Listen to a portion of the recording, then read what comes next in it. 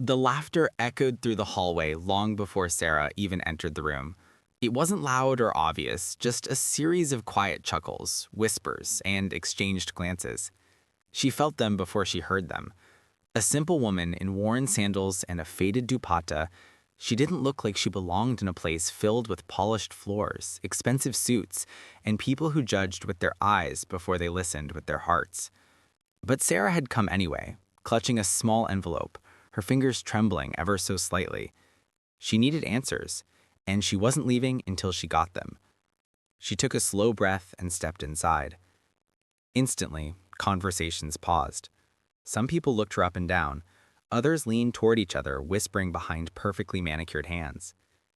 Sarah kept her gaze steady on the reception desk, ignoring the sting of embarrassment that crawled up her neck. She had grown used to being overlooked, underestimated, dismissed. A simple woman, yes, but not a weak one. Still, it hurt. Every laugh reminded her of the struggles she had carried alone. Every stare felt like a weight pressing down on her shoulders. She had spent years working quietly, providing for her son, teaching him kindness even when the world wasn't kind to her. She never asked for much. She never expected much. But today was different. Today she needed the truth. The receptionist looked confused when she mentioned the name of the billionaire, one of the most powerful men in the city. People around her turned again, curiosity rising. Why was she here? How did she know that name? And why did she look so determined? Sarah didn't answer their unspoken questions. She simply waited, holding her envelope close, her heart pounding louder than the whispers around her. Minutes passed. Then the elevator doors slid open with a soft chime. Everyone turned. A young man stepped out, tall, confident, dressed in clothes that screamed wealth. The billionaire's son, the one people only saw from afar, the one surrounded by cameras, respect, and security. He scanned the room with calm eyes until they froze, right on Sarah. The crowd watched, almost breathless, as he walked toward her. Some smirked, expecting him to question why this simple woman was even standing here. Instead, he stopped directly in front of her. And in the silence that followed, he shocked everyone. His voice softened, steady, and sure. "Mom?" he said.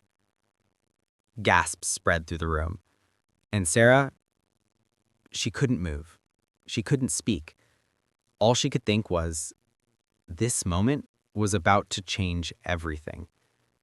For a long moment, Sarah could only stare at the young man standing in front of her, the billionaire's son, Ion.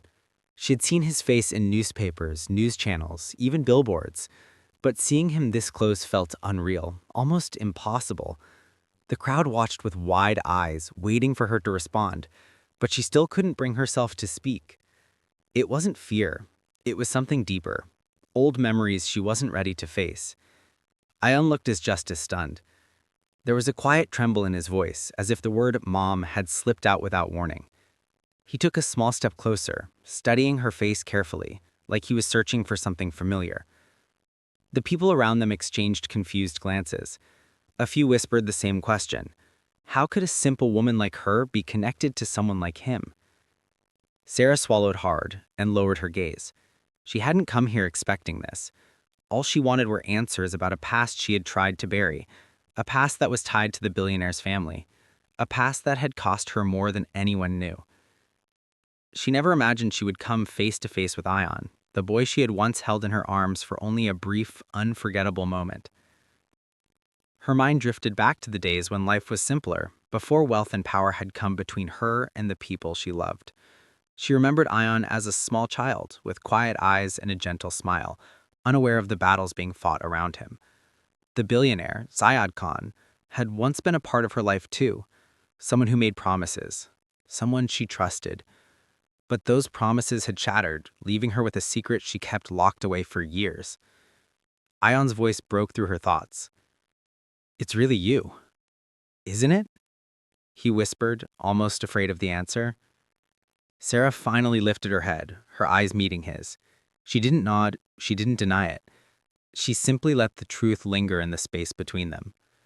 She could see the same questions in his eyes that haunted her own heart. Why had she disappeared? Why had she come back now? And why did she look like she was hiding a pain he couldn't yet understand?